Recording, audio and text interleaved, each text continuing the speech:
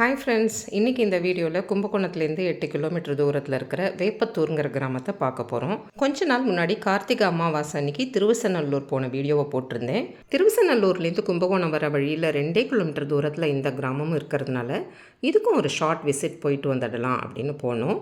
என்னோட தோழி திருமதி ரேவதிக்கு தெரிஞ்ச ஃபேமிலி ஒருத்தங்க இங்கே வசிச்சுட்டு இருக்கிறதுனால அவங்க வீட்டுக்கு போகலாம் அப்படின்னு முடிவு பண்ணினோம். வேப்பத்தூர் சாதாரண கிராமம் கிடையாது. கிட்டத்தட்ட 10,000 பேர் வசிக்கிற ஒரு பஞ்சாயத்து டவுன் அது. அங்கே 7 கோவில்கள் இருக்குது. ஆனால் நாங்கள் போன சமயம் மத்தியானம் 3 மணிங்கிறதுனால எந்த கோவிலும் திறந்திருக்கல. எல்லாமே ரொம்ப பிரசித்தி பெற்ற கோவில்கள் தான். அதுவும் அங்கே இருக்கிற வீற்றிருந்த பெருமாள் அப்படிங்கிற கோவில் 2000 வருஷத்துக்கு முன்னாடி கட்டப்பட்டதான். நிம்மபுரம் அப்படிங்கிற சமஸ்கிருத பெயர் தான் இப்போ வேப்பத்தூராக இருக்குது. ஏராளமான பண்டிதர்கள் வாழ்ந்ததுனால இதற்கு சதுர்வேதி மங்கலம்ங்கிற பேரும் உண்டு. நாங்கள் போனது மத்தியான வேலைங்கிறதுனால தெருவில் யாருமே இல்லை. ஊரே அமைதியாக இருந்த மாதிரி இருந்தது. பாதி வீடுகள் பூட்டி இருந்தது. கொஞ்சம் மனசுக்கு கஷ்டமாக தான் இருந்தது. வீடுகள்லாம் பூட்டி இருந்தாலும் அழகான நிலைக்கதவு, மாடாப்பறை, திண்ணை, தூண்கள்னு எல்லாத்தையும் பார்த்து ரசிச்சுட்டே நாங்கள் போக வேண்டிய வீட்டுக்கு வந்துட்டோம். இந்த வீட்டு வாசலில் இந்த கோடியிலேருந்து அந்த கோடி வரைக்கும் பந்தல் போட்டிருக்கிறது. உள்ளே நுழையும் போதே குளுமையாக இருந்தது. மத்தியான நேர வெயிலே தெரியலை.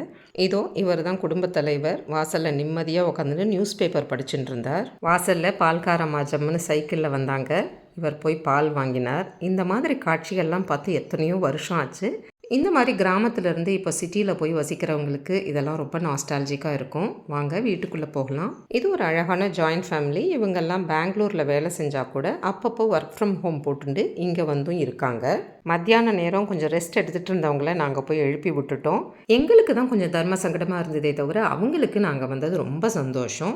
உள்ளே நுழைஞ்ச உடனேயே நம்ம காஞ்சி ஆச்சாரியர்கள் 3 பேரையும் பார்த்த உடனே அவ்வளோ சந்தோஷமாக இருந்தது. 3 ஆச்சாரியர்களும் வேப்பத்தூர் வந்தபோது இந்த வீட்டுக்கு விஜயம் செஞ்சுருக்காங்களாம். எவ்வளோ பெரிய பாக்கியம் இல்லையா? நாங்கள் இங்கே எதுவும் சாப்பிட்ற மாதிரி வரலையேன்னு இவங்களுக்கெல்லாம் ரொம்ப குறை. இவர் தான் மிஸ்டர் ஸ்ரீகாந்த்.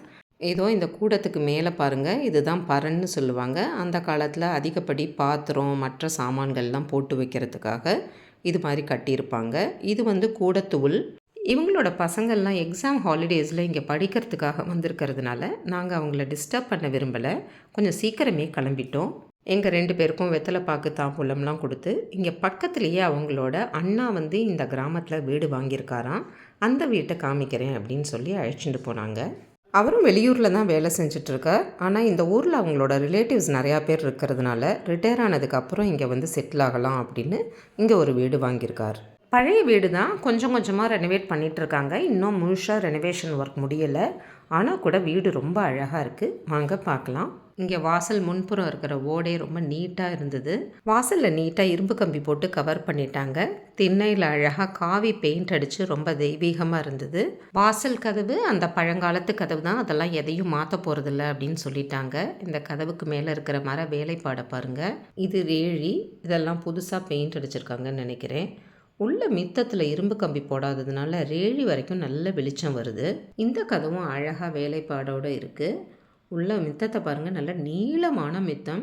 நடு மித்தத்தில் அழகாக ஒரு துளசி செடி நல்லா பச்சை பசேல்னு வளர்ந்துருந்தது. தினம் இங்கே பூஜை பண்ணுவாங்களாம். இந்த வீட்டில் என்ன வித்தியாசமாக இருந்ததுன்னா, மித்தத்துக்கும் கூடத்துக்கும் நடுப்புற சுவர் எடுத்து தடுத்துட்டாங்க.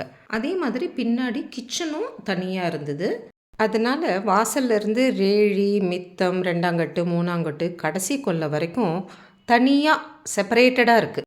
இப்போ நம்ம பார்க்குறது ஒரு காலத்தில் மாட்டுக்கொட்டிலாம் இருந்த இடம். இப்போது கிணறு, பூச்செடிகள் இதெல்லாம் இருக்குது. இதோ இந்த கதவு தான் கடைசி கொல்லைக்கு போகிற கதவு. எனக்கு இந்த கிராமத்து வீடுகளோட கதவுகளில் தாழ்பால்லாம் ரொம்ப பிடிக்கும். ரொம்ப சிம்பிள் பட் வெரி எஃபெக்டிவ். கடைசி கொல்லையில் நிறையா மரங்கள், புதர் மண்டி கிடக்கு. இவங்க அந்த வீட்டை ஃபுல்லாக ரெனோவேட் பண்ணின விட்டு ஒரு தடவை பார்க்கணுன்னு ஆசையாக இருக்குது. இதை பாருங்களேன், இந்த கொல்லை கதவுக்கு பக்கத்தில் கூட அழகாக முக்கோண வடிவில் 2 மாடாப்பறை வச்சுருக்காங்க. இது தண்ணி பிடிச்சி வைக்கிற தொட்டி. இங்கே வலது பக்கம் திரும்பினா சமையலறை இருக்குது. சமையலறை இன்னும் உபயோகப்படுத்த ஆரம்பிக்காததுனால புதுசாக இருக்குது. ஃப்ளோரிங், கிச்சன் மேடை அதெல்லாம் நீட்டாக பண்ணி வச்சுருக்காங்க. இங்கேயும் ஒரு சின்ன தொட்டுமித்தம் இருக்கிறதுனால அது வழியாக சமையலறைக்கு நல்ல வெளிச்சம் வருது. இது சமையலறையில் உபயோகப்படுத்துகிற பாய்லர். இது உள்ளுக்குள் உக்ரான உள்ளுன்னு சொல்லுவாங்க. அதாவது இந்த காலத்து ஸ்டோர் ரூம். சமையலறைக்கும் ஹாலுக்கும் நடுப்புற இருக்கிற கதவு மூடி இருக்கிறதுனால இப்போ மித்தத்து வழியாக தான் நம்ம ஹாலுக்கு போக போகிறோம். இந்த வீட்டில் ஹால், கிச்சன் இதெல்லாம் தனியாக செப்பரேட்டாக இருந்தால் கூட வெளிச்சம் நல்லா ஃபஸ்ட் கிளாஸாக வருது. எப்படின்னா, இந்த நடுப்புற எழுப்பியிருக்கிற சுவர் முழுசாக எழுப்பாமல் மித்தத்துலேருந்து வெளிச்சம் உள்ளே வரா மாதிரி பண்ணியிருக்காங்க. ரமண மகரிஷி ஸ்ரீ குருப்யோ நமக. இந்த தூண்களோட வேலைப்பாடெல்லாம் பாருங்கள், எவ்வளோ வரிசையாக ரொம்ப அழகாக பண்ணியிருக்காங்க. அதே சமயம் மேலே ஓட்டுக்கு கீழே இருக்கிற மூங்கிலையும் பார்க்க தவறாதீங்க. மூங்கில் போட்டு அதுக்கு மேலே ஓடு போட்டிருக்காங்கன்னா இது ரொம்ப ரொம்ப ரொம்ப பழைய காலத்து கட்டடமாக இருக்கணும். கிட்டத்தட்ட 100 வருஷமாவது இருக்கும்னு நினைக்கிறேன். இதோ இந்த பரணை பாருங்கள், ரொம்ப நீட்டாக இருக்குது. இந்த வீட்டில் என்ன ரொம்ப அட்ராக்ட் பண்ணது இந்த மூங்கில் கூரைகள் தான். ஏன்னா நான் இது வரைக்கும் இது மாதிரி நான் வேறு எந்த வீட்லேயும் பார்த்ததில்ல. இது தாழ்வாரத்தூள். இந்த ரூம்லேயும் மேலே பார்த்தா ஃபுல்லாக மூங்கில் தான் போட்டிருக்காங்க. இந்த கிராமத்து வீடுகளில் சுவர்கள்லாம் ரொம்ப அகலங்கிறதுனால அதுலேயே இன்பில்ட்டாக கபோர்ட்ஸ் வச்சுடுவாங்க. இந்த மாடாப்பறையெல்லாம் பாருங்கள் எத்தனை அழகாக இருக்குன்னு. இது கூடத்தூள். அந்த காலத்தில் பெட்ரூம்னெல்லாம் தனியாக கிடையாது. இப்படி தான் தாவாரத்தில் ஒரு ரூம், கூடத்தில் ஒரு ரூம். அங்கங்கே அழகழகாக வித்தியாசமான டிசைனில் மாடாப்பறை.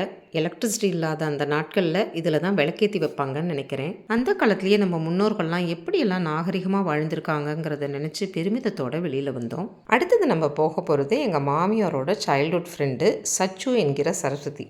அவங்கள தான் பார்க்க போகிறோம். அவங்களுக்கு நாங்கள் வரோன்னு தெரியாது. வழியில் ஒவ்வொருத்தட்டியாக கேட்டு கேட்டு அவங்க வீட்டை மெதுவாக கண்டுபிடிச்சிட்டோம். அவங்களும் எங்கள் மாமியாரும் மீட் பண்ணினதை வீடியோ எடுக்க மிஸ் பண்ணிட்டேன். அவ்வளவு அழகாக இமோஷ்னலாக இருந்தது. கிட்டத்தட்ட 25 வருஷத்துக்கு அப்புறம் பார்க்குறாங்களாம். இந்த லக்ஷ்மி ஓவியத்தை பாருங்களேன். தன்னோட இளமை கால தோழியை ரொம்ப வருஷம் கழித்து பார்த்ததில் அவங்களுக்கு ரொம்ப சந்தோஷம். 2 பேரும் தன்னோட பிறந்த ஊரான திப்ராஜபுரத்தில் ஒன்றா விளையாடி வளர்ந்தவங்க. இந்த சின்ன வீட்டை எத்தனை நீட்டாக அழகாக வச்சுட்டுருக்காங்கன்னு பாருங்கள். ரொம்ப தேவையான சாமான்கள் தான்.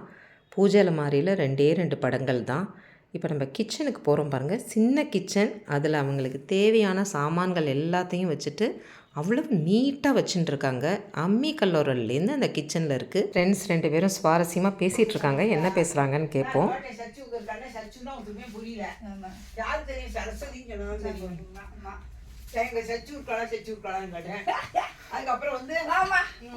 வரேன் மணி இல்லையா, நம்ம மணி வந்து பாம்பேல இருந்தாரு முல்லன்ல அப்படின்னு, அதுவும் புரியல வாழ்க்கை. அப்புறம் திப்ராஜ் வரோன்னு பாமாட்ட காமெடி. பாமாங்கிறது சச்சு மாமியோட தங்க. அவங்களே எங்கள் மாமியாரோட ஃப்ரெண்டு தான். இப்போ சென்னையில் இருக்காங்க. ஆமா, இப்போ அவளை பார்க்கவும் இல்லை, பேசவும் இல்லை, கோச்சின்னு விடுவோம். நிச்சயமா கோச்சின்னு விடுவோம். மெட்ராஸ் தான் இருக்கா பாவா? மெட்ராஸ் இருக்கா, பார்க்கவே இல்லடி, ஃபோன் பண்ணல பாவம். உன்னை பார்க்க ஓடி வந்துட்டேன். என்ன பார்க்கறது எவ்வளவு நாள் கழிச்சா பார்க்குறா. ரொம்ப நேரம் 2 பேரும் நிறைய பழைய கதைகள் பேசிகிட்டு இருந்தாங்க. இன்னொரு தடவை நிதானமாக இந்த ஊருக்கு வந்து உன்னோட நிறையா நேரம் ஸ்பெண்ட் பண்ணுறேன் அப்படின்னு சொல்லிட்டு அங்கேருந்து வந்தாங்க. வேப்பத்தூர் ரொம்ப அழகான கிராமம். நிச்சயமாக கோவில்கள் போகிறதுக்காகவாது இந்த ஊருக்கு இன்னொரு தடவை விசிட் பண்ணி உங்கள் எல்லாருக்கும் எல்லா கோவில்களையும் காமிக்கணுங்கிறது தான் என்னோடய ஆசை. நாங்கள் அங்கேருந்து கிளம்பின போது ஸ்கூல் விடுற நேரம். ஸ்கூல்லேருந்து குழந்தைகள்லாம் ரொம்ப சந்தோஷமாக வீட்டுக்கு போயிட்டுருக்காங்க.